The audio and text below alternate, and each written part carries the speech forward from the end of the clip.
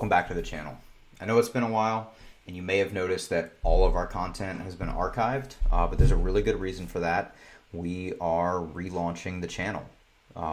So we're going to walk you through what that means and what kind of content we have coming your way, but I thought first we'd take a minute and just kind of introduce the team to you. So for anybody who's not aware, I'm Michael. If you've played the game, if you've played Nightmares, or you interact on our Discord, you probably know me as the creator. It's my tag in the game. AJ? Yeah, hi guys. I'm AJ. You can probably see me in the Discord from time to time, answering questions, helping out as Slay J. Easy correlation there, AJ, Slay J. You'll see me in the game playing all the time as well. I'm usually behind the scenes working diligently on the multi-platform port, coming up with new card designs with Mike over here, and just really excited to be part of the team and looking forward to show all this new content to you guys and hopefully expand the player base and make something great. Yeah, absolutely. So like AJ was saying, we're hard at work on porting over to multi-platform. I know one of the biggest requests we're constantly getting is, when is this going to be available on Android? So we're hard at work on that. We're also hard at work on the first official full expansion to Nightmares. So that should be coming in the next few months. But in the meantime, what is this channel? What's the content that we're going to be bringing to you? So we have a lot of ideas on cool things we want to do, cool things we want to show you guys. We definitely want to do like some dev vlogs and show you progress as we get further and further into the multi-platform effort, and show you where we're at, and as we get closer, how everything's looking. Also, as we get closer to the launch of the first expansion, we're going to have all kinds of content related to that. There's going to be card reveal videos. There will be gameplay videos showing you the new cards and how they interact and how some of the archetypes kind of came together. So lots of exciting stuff there. But in the meantime, we're very excited that the base set is pretty much out. Right, AJ? I think we've got like two to three cards left that we're going to release over the next couple weeks. But outside of that... That sounds right. Yeah, outside of that, everything's out there. So we wanted to do what we're calling the Battle of the Realms, where each week we're going to pick one of the four realms that make up the game. And I'll pick one, AJ will pick one, and we'll build some decks, and then we'll do a best 2 of 3 between the decks, and we'll just kind of see which of the realms comes out on top out of each of these matchups. And it's really just a way for us to show you guys some of the stronger archetypes, some of the deck builds that we've come up with, and show you how they play, and give you an idea for all the different archetypes that are in the game, and how they fare against each other, and strengths and weaknesses. So we'll do deck techs and kind of walk you through why we built the decks the way we did, what the key cards are, what the lines, the strategies we're looking for are, and then we'll show you some gameplay. So yeah, I'm excited. This should be fun. Yeah, man. Week 1, we picked the 2 realms that all of the cards have been released. So that's the Sunken City, which is the blue cards. That's what AJ is going to be playing. And then the Silence, which is the black cards. That's what I'll be playing. We've each built 3 decks. This week we'll do best 2 of 3 with each of our first decks, and the next week we'll do the second set of decks, and then week 3 we'll do the third set of decks, but always with those realms, and we'll see which of the 2 comes out on top. And we have intentionally chosen not to tell each other which deck we're playing today, so it'll be a bit of a surprise. We don't know what we're up against, but we're both going to pick our favorite of the 3 and duke it out and see what happens. So, yes, sir. All right. Well, with that said, AJ, you want to jump over to the deck techs and we can get this thing going? Yeah, man, let's get after it. Right. Good luck. Same to you, buddy. So for my first deck tonight, I'm going with the new Paying Life archetype. I've named the deck Blood, and I kind of have gone all in on the Altar of Despair. So most of the cards pay life. I've got your Doom Beasts and your Gorge Beast for your early game. And then some of the more expensive, expensive life-wise, like Shadow Mage. I have a couple of healing cards in here. I've got 3 Drains and 2 Congregation of the Damned. But the real kind of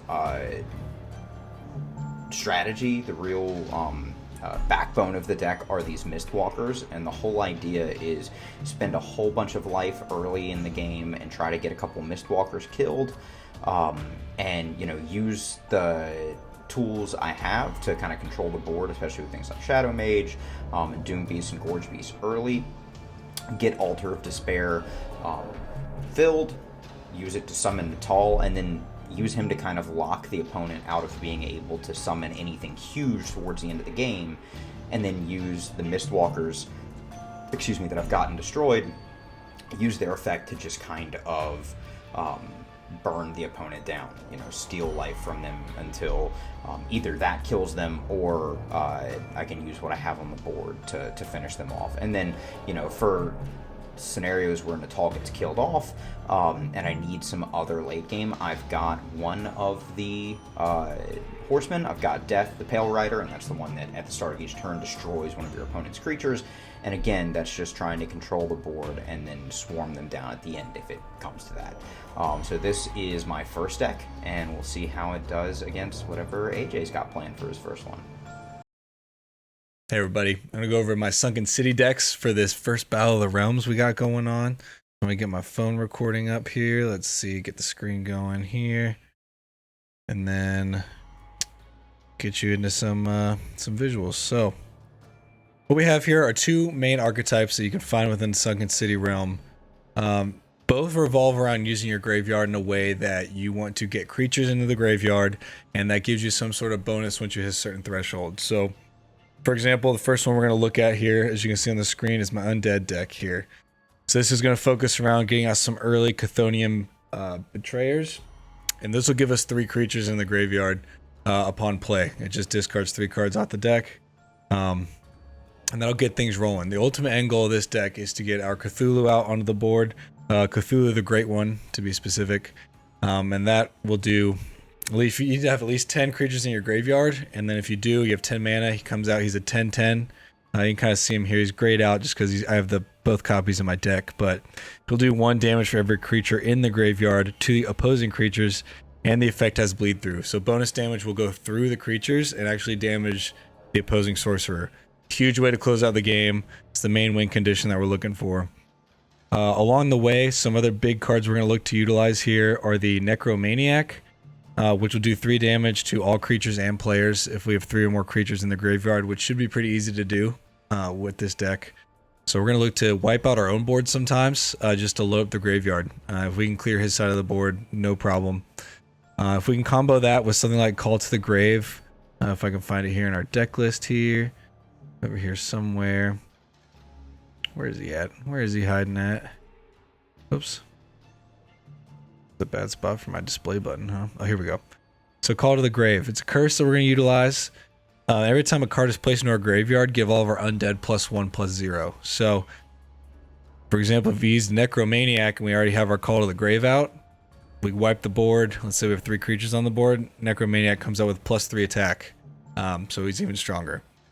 Other way to close out the game, we'll have some Undead Abominations that we can get out through our Necro Apprentice. We can get those out earlier in the game, and then we have the actual Necromancer that will help close out the game at the end. If we can't get Cthulhu out, or even a turn before, we can get the Necromancer out. I think that's pretty much it. That kind of sums up what we're trying to do: load graveyard, create some powerful monsters based off our graveyard creature buildup, and try to close out this game before he can start controlling us with the Silence Realm. So let's get after it. All right, match 1. Ready, dude? Let's get it. Yeah, man. All right. I guess I should mulligan, huh? I have no idea what. Yeah, it's a pretty good starting hand. Got pretty good starting hand here. I don't know that I do. Whether or not mine is good will very much depend on which deck you're playing. I guess I'll find out here in a minute. Mm-hmm. There you go. Very strong first. Start. All right. No, I think my adaptive tapping, getting in the way of me actually touching cards here. Oh no. Well, let me turn that off. There we go. Yeah, that was getting in the way. All right, no problem. Boom. Sorry about that. Okay, so you're playing undead. You could say that. You could say that. Well, you're not playing Abyssal. No, I'm not. Which is good, because my opening hand was not good to play into Abyssal. With that, all right. What we got in the graveyard? What do we lose there on that? Well, Yeah, 3 creatures. Yep. Alright. All right, your turn, brother.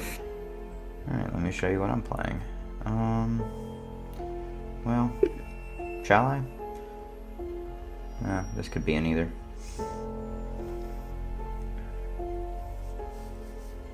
Okay, yeah, it doesn't. I'm gonna be honest. Doesn't tell me much. Yep. I'm pretty sure I would play that card in any silence deck.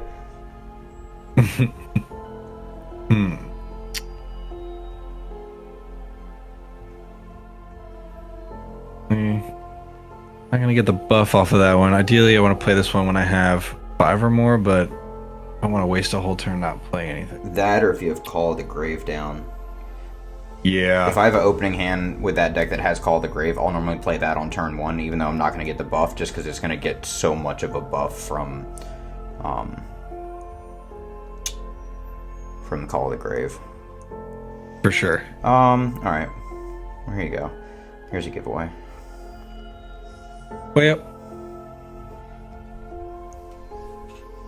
Alright. Can you guess which deck I'm playing? Yeah, it looks like you're going for the old Blood God, huh? I sure am. Alright, well. Would have been cool if I drew him, in the first couple hands, but... Ooh, would have been cool. Color, nice. Yeah. I love that card. Yeah, very good. I feel like it's underrated right now. I don't think enough people have caught on to just how strong that thing is. But I have not come across very many players using it. yeah, that and Call of the Grave, I think, are like low key the 2 best cards in the undead deck. They're kind of like they're not the flashy cards. They're not what wins you the game, but they're definitely like the backbone of the deck. What do I want to play here? I think people are hesitant to it because they take a little bit to ramp up. Like you might fall behind early trying to get these out and get things rolling. But I mean, it is kind of a setup deck, right? Your first couple turns Definitely. are normally like playing your Sithonian Betrayers, your Rogue Deep One stuff to just like start filling your graveyard so that your later game cards are powerful. And then if you get like a Gravecaller killed off, then you're gonna be constantly gaining life back, which is always a bonus. All right, I'm going to play Cultist and discard. Okay. I'm hesitant to attack you. I'm not trying to get those Mistwalkers down quite yet. That's all right. I can help you with that.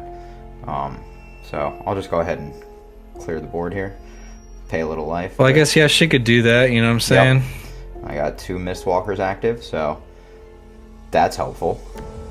So, can you explain what the 2 Mistwalkers are going to do for you here? Yeah, okay, so Mistwalker, I've got it pulled up on my screen here. Okay. So, it's Affinity ability, so what happens once it's been destroyed is for the rest of the game, anytime I pay life, I get to drain 1 life from you, so I deal 1 lifesteal damage to you. So basically, I pay however much life. Say I just played a Shadow Mage, I would have paid 4 life. But then after I've paid that, I would deal 1 damage to you, and I would gain 1 life back. Now, the important thing here is that Mistwalkers stack. So now, every time I pay life, I'll do 2 damage to you, and I'll gain 2 life back. And 2 is a really important breakpoint, because a lot of the cards that this deck plays, you pay 2 life at a time, whether it's when you play the card or when you activate an effect. But you're often paying 2 life, and once I have 2 of these gone, when I pay 2 life, my life doesn't actually change, because I do 2 damage, or I pay the 2, but then I do 2 damage to you, and then I gain the 2 back. So me, instead of paying life, it just starts dealing damage to you. So it's similar to like the Pyromaniac type effect. Right. So the only other thing that would hurt you more would be like another as a Shadow Mage that deals 4 to yourself. You would only take 2. Right. So I'm still taking less, but I am taking damage at that point. Yes. Correct. All right. Well, I don't like that. But I'll do a little Necro Apprentice. Get a 7/7 Undead Abomination. Yeah. So I don't have a good answer to that. Yet. I don't have a good answer to that yet. Right, right.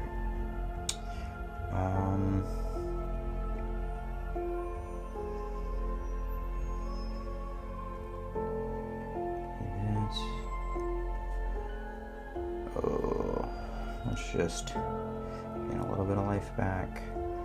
Attacking doesn't do me any good here, so back over to you. All right. Let's see.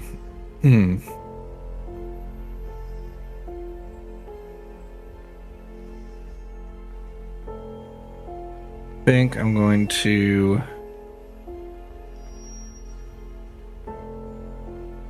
play Rogue Deep one. And this will let me put 3 cards into my graveyard and put a copy of one on top of my deck. Such a I'm gonna card. grab one of those. Yeah, so good. So good. I feel like in card games, filtering your deck is like always underrated, but is so powerful. So strong. Yeah. And then Coming there's in with a the abomination. 7/7. God, Necro Apprentice was such a good addition to that deck. I feel like for the longest time it didn't really make sense to go all in on the undead strategy. Like it made more sense to just like play towards Cthulhu. But I feel like with Necro Apprentice, the deck finally got like everything it needed. Yeah, it fills out the mid game between like 3 Yeah. to 7, 8 mana.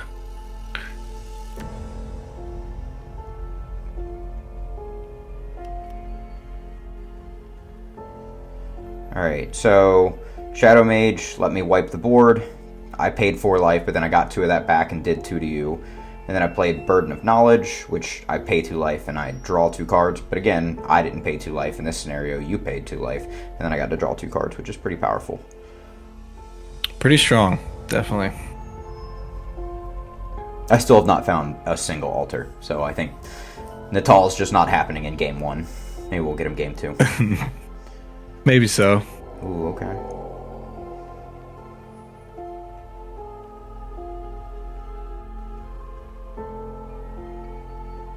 Oh, I forgot. You gain life every time you play an undead now, right? Because of Gravecaller. Yeah, if the second one goes, I'll gain 2. Not bad.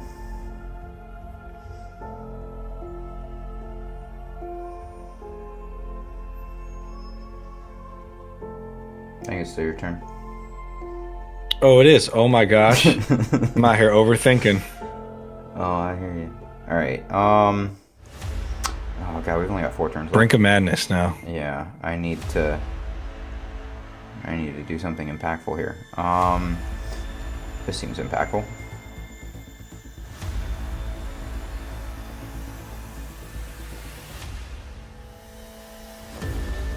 Okay, ow. Yep, that'll do it. And then let's play another Mistwalker and come in for 4. Oh no. How the turntables. How the turntables.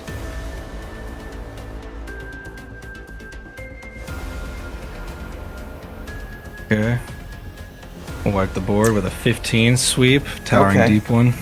That is pretty strong. Not bad. It was like the one card I didn't want to see there.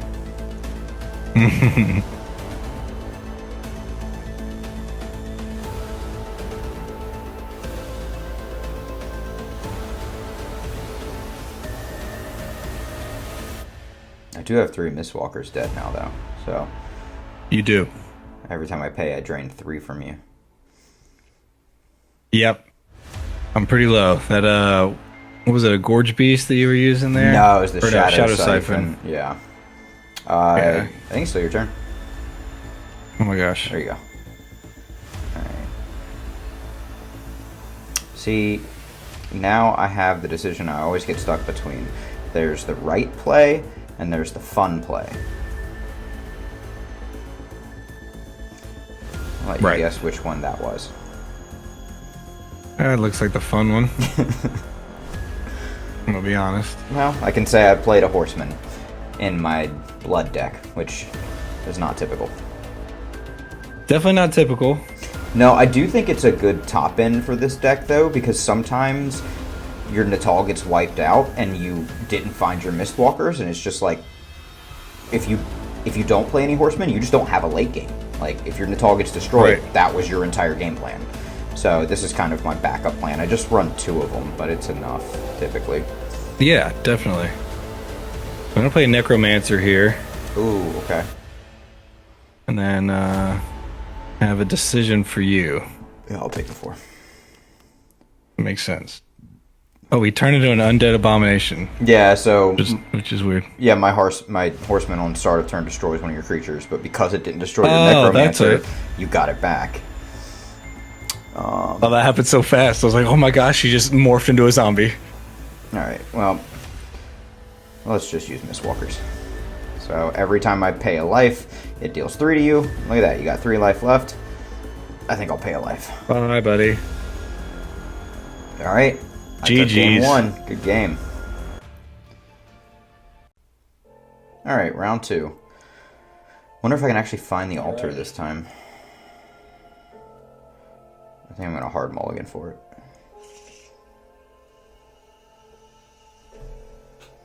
Oof, noticeably worse starting hand this time for me. Well, if it helps, Hate to see same. Alright, coming out here.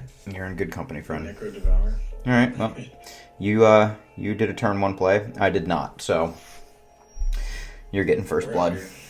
We are out here. Alright, I don't know if that's worth it. It probably is just to get some bodies out, because I'm going to try to build graveyard regardless, so if I can just get creatures out. Take that. Okay. I took it. What's right here? My hand, I have 1, 2, 3, 4, 5. I have 7 cards. 6 of them are 2 drops. Oh, I've got some options. yeah, I'd say. You're only threatening 2. Still didn't find what I wanted, but that's okay. Discard that. Okay. We're out here.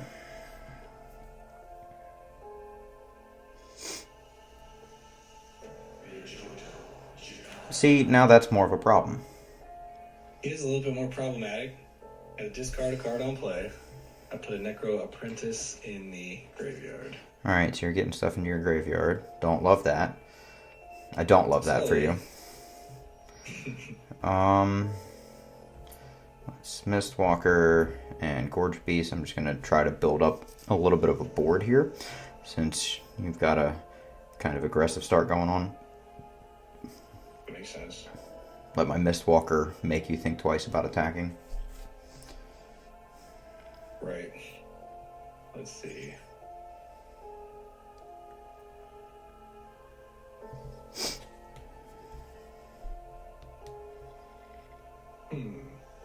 Decisions. I'm going to do this in an effort to avoid your Mistwalker. I'm going to play a Necromaniac, which didn't trigger because I'm bad. Oh, yeah. But we're out here. Yeah, you want a little more in your graveyard for that. Alright. Yeah, sure do. I'll take the 1. Just a masterclass over here.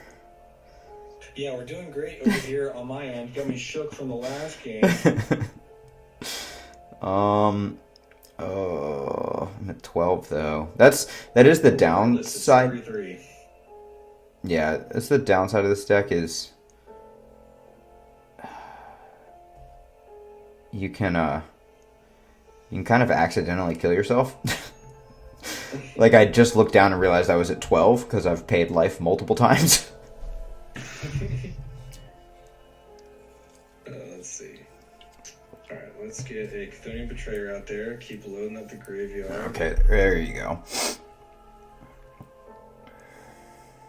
What do we got here? Graveyard, yep. Okay, that's all okay. Well, let's see. Kind of getting a board state. Avoiding the Mistwalker forever is not going to behoove me in any way. So we're going to send the house. Yeah, I think that's the right move. get rid of your scary guy. Right.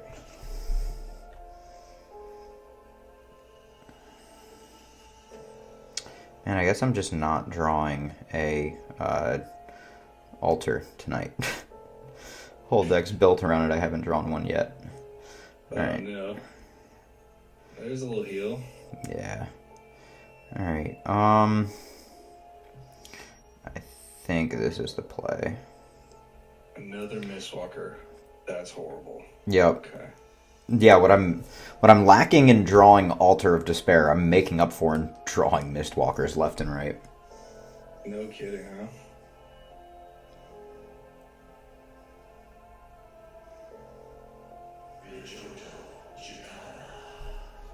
Alright.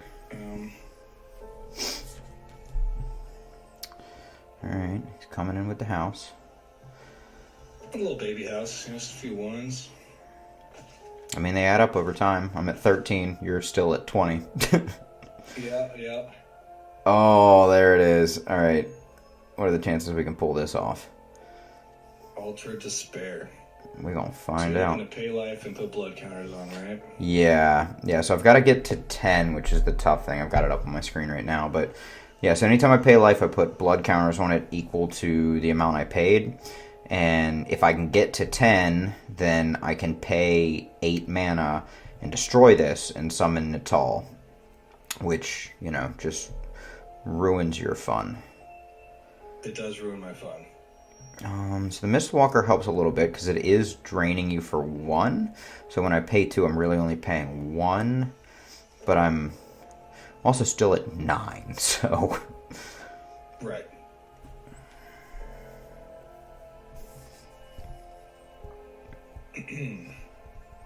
And there's only 5 turns left in the game. So I need to kind of speed run this Natal, but also not accidentally kill myself in the process. Right. The Necromancer out. It's Ooh, 7 okay. legendary. Every time an allied creature gets sent to the graveyard, I create the Undead Abomination with their stats. So, I'm going to send the house again. I know you're going to have the other Mistwalker out, but it's kind of unavoidable. Yeah, so the good thing for you here is any of your creatures I kill, I don't really kill, right? Because they come back as abominations. And I still get graveyard load. Yeah. Is great. It's really good for your deck. Yep, there they are. Okay. Okay, so 2 Mistwalkers is definitely helpful. But is it enough? Oh man, this puts me in a weird position where I can't AoE you because all of my AoE is 2-sided, so it would wipe my board too. But it doesn't actually wipe your board. Yours all comes back and you just crush me next turn. So it like turns off some of my better cards. I think I just need to build a board state and pay into... Yeah, I think that's really the best option. So Gorge Beast lets me pay 1 mana and 2 life to give it +2/+1. I can do as much as I want. So I'm just going to buff these 2 up a little bit. I've got 2 Mistwalkers, so they don't actually cost me anything life-wise, which is nice. I can just kind of drain you. I'll stay at 8. Okay, so now I have enough blood counters for Natal, so that's probably all I want to do there. We'll end the turn.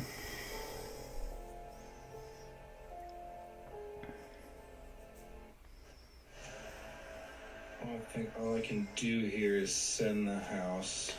Yeah, I think that's your best move. Abominations can't attack, so they'll just be meat shields. It's fine. Here, get some mana. more. You just have to pay 5 mana to kill me here. Oh, your Gorge Beasts are gone now. Gorge Beasts are gone. Now, I'm just going to summon Natal. Alright, so Natal, it's not a collectible card. Can only be summoned from Altar of Despair, but it's a 8/8 god. And whenever you play a card, you pay life equal to its cost. as long as Natal's on the board. So it kind of locks you down towards the end of the game.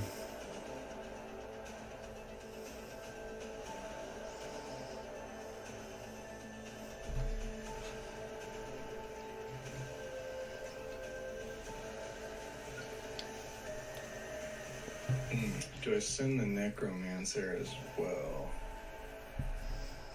Probably.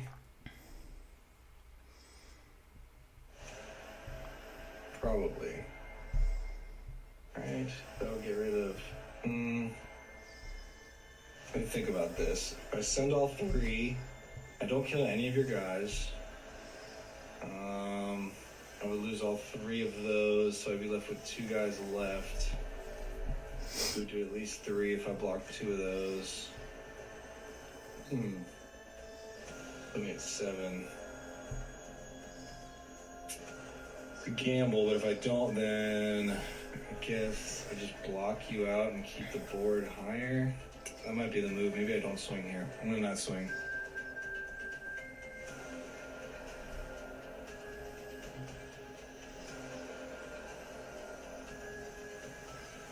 Now that's unfortunate. Yeah, so I had Congregation of the Damned. So it does 2 damage to your entire board.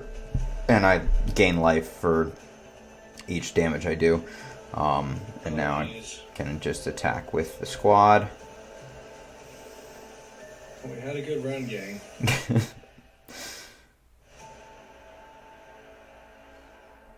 Yeah, it feels like the undead deck is not favored in this particular matchup. It does not feel as though there's much I can do.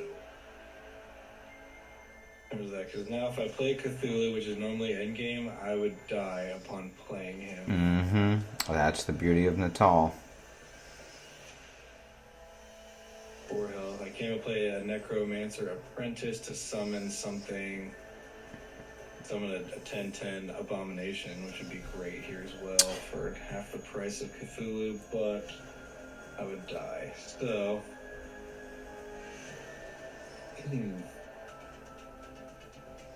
not great. I'm trying to see if there's any outs here. Anything I play will just end up killing me. So, put a Gravecaller there. Take 3. Yeah, I think this one's done. Oh, this one's a wrap, boys and girls. Oh, good. All right. That's not terrifying at all. So I think we can say the blood deck probably wins this this first round.